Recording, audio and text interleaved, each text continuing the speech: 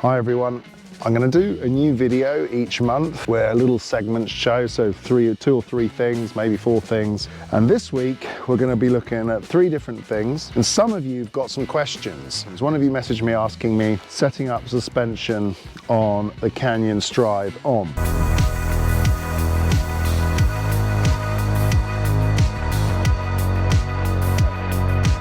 We've also got a secret bike behind here and wrapped up that I haven't unwrapped. Have a look at some shoes from Leatt, which are the Hydra Dry, which are cool.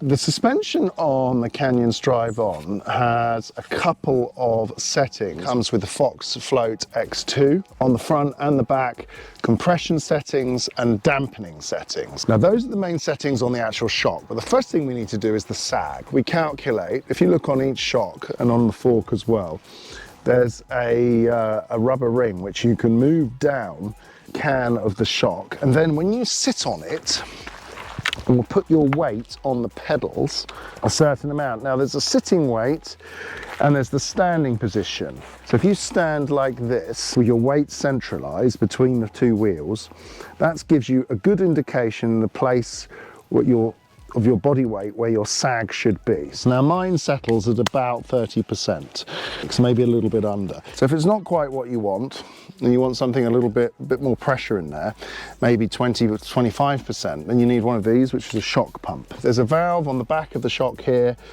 press the valve, and you simply screw it on there and pump it up.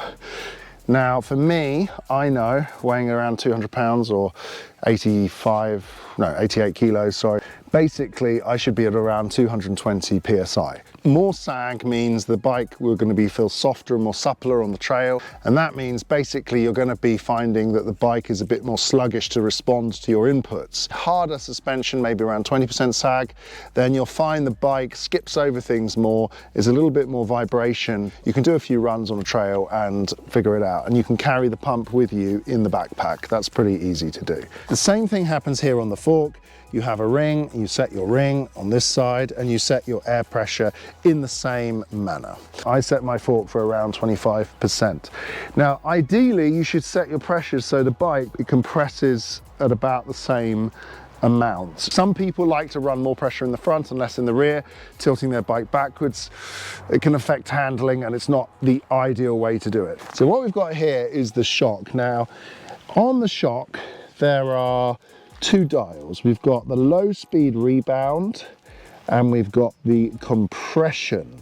Now on the Fox one, we don't have dials to set it. So basically it's a 3mm Allen key. And you literally place it in to the dial and you make a few clicks. Now if you listen, so let's dial it back. Okay, so let's see how many clicks there are. So at the moment, I'm in a fully closed position.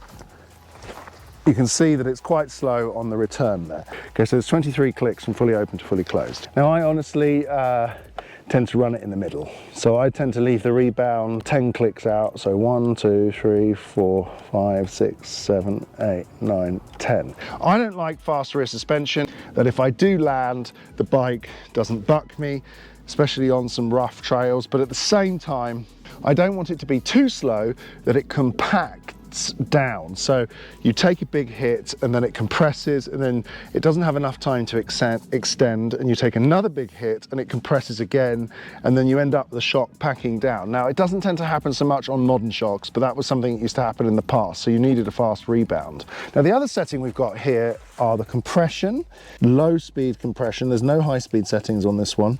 Again, now this is very much about rider skill. So I would say if you're a fast rider, then you need more compression, and if you're a slower rider, you need less compression. It reduces the responsiveness of the suspension. If it's low speed compression, all the low, slow speed hits, it'll take longer to activate the shock. So at the moment, mine's fully open.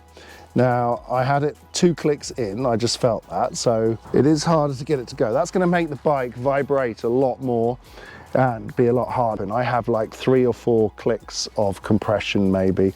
Okay, so on the front suspension, we have the same settings. Now, once you've pumped up your pressure on the left leg, you go towards the right leg. And what we've got here, it's a lot easier, you don't need a tool. You've got 2 dials on the top. You've got the low speed compression, so that's the slow speed settings again, so 16 openings there it feels like, and you've got the high speed compression which has got 8 settings. So you start with it fully open, you do your first trail, and you feel how it feels. Now if you see there, that fork activates really easily.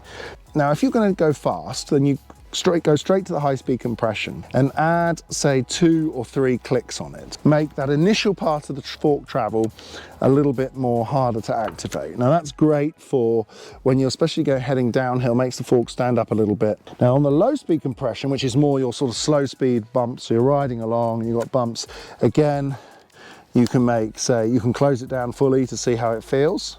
It's really stiff when you push it in slowly. If you loosen it up all the way, you'll see that it's quite loose and easy to move. If you're just cruising along, I would just say open them both up and just enjoy the ride and keep it smooth, and don't worry about it too much. If you're finding your bike's a little bit sluggish to respond, then close the low speed compression and the high speed compression a couple of clicks and just play with it. But at the end of the day, it's all about responsiveness and suppleness. If you want a very supple feeling bike, have them both open. If you want more of a faster feeling bike, then close them both up, but the ride comfort is less. Now on the bottom of these forks, so if we go onto the bottom here, we see there's a cap, and this is where we change the dampening. And you've got low speed return and high speed return or rebound. And I set mine, so let's just check that there. Low speed is basically, my low speed is pretty far open, so I close it about 2 clicks or 3 clicks, and then my high speed completely open. So you control the speed of return. So if it's a fast hit, my fork will return quickly, and if it's a slow speed hit, my fork will return fairly fast. A lot of suspension settings is actually about personal choice, but I would say if you're a fast rider, you're going to probably want to close those compressions down a little bit just to help you connect the tops of bumps, shall we say.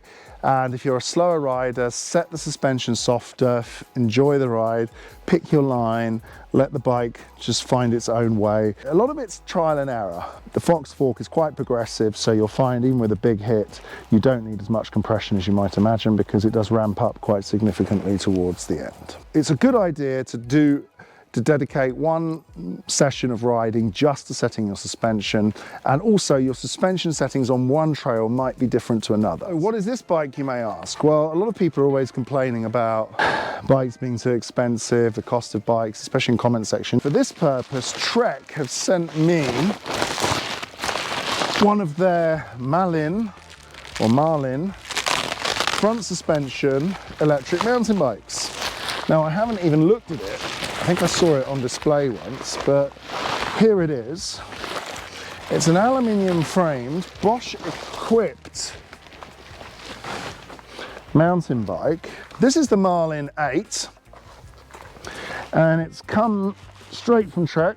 As you can see, it's a front suspension mountain bike, a RockShox Recon fork, 29er wheels front and rear, and it comes with about 140 or 130 mils of travel. We've got a hydraulic seat post, an Active Line Plus motor hidden in there, quite thing, a Dior shifting, 12-speed cassette? No, 180mm discs on the front and rear. Shimano hydraulic brakes. These are actually very good. At the end of the day, we've got quite a nice looking bike here, and the colours look fantastic, and the styling of it.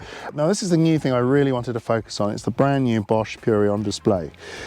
It's now got the screen integrated into the remote. Can you put a map on it? No, you can't put a map on it. You've got very clear, bright display, very impressive. This bike is properly aimed at like the easygoing rider, and these are the most popular bikes that are sold, believe it or not. Okay, so the bike itself has 50 Newton meters of torque with the Active Line Plus, which is more than enough for the average rider. You've got a range of around 2 to 4 hours, and it comes with a 400 watt-hour battery. You can also add to it a range extender at a later date. So it's actually quite a good setup for that easygoing trail ride feel. So looking at the pricing here, the Marlin 8 Plus, which is this one, comes in at about €3,500. or £3,000. Then the next version down is at £2,500, so that's the Marlin 6. So actually it's a very accessible price for a very high quality machine.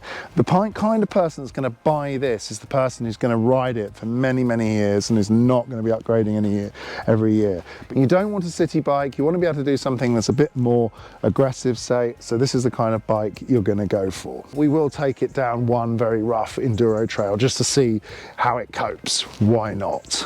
Right, as you can see, the geometry feels pretty good actually. It feels quite nice and long. This is an L size, so I'm looking forward to riding this. I reckon it could be a lot of fun. The last thing I want to talk about today is these shoes from Leatt. They are the Hydra Dry 10Ks. Now, they are very lightweight and they have a very special feature. They're designed for the winter and they've got this zip closure system. So inside you've got a normal mountain bike shoe, a normal mountain bike grip on the sole. It's got their Ride Grip Pro, a proper zip sort of closure with like a neoprene top to them. You know, I found these have a really good thermal range as well, and I really couldn't recommend them enough. I hope you've enjoyed the show. Obviously something a little bit different. I'm going to do this probably once a month, just go through a range of things, so the videos will be a little bit longer, less action, but at the end of the day it's all about having a close look at products and maybe even looking at some news sometimes as well. So thanks for watching, and don't forget to like and subscribe, and we'll see you on the next video.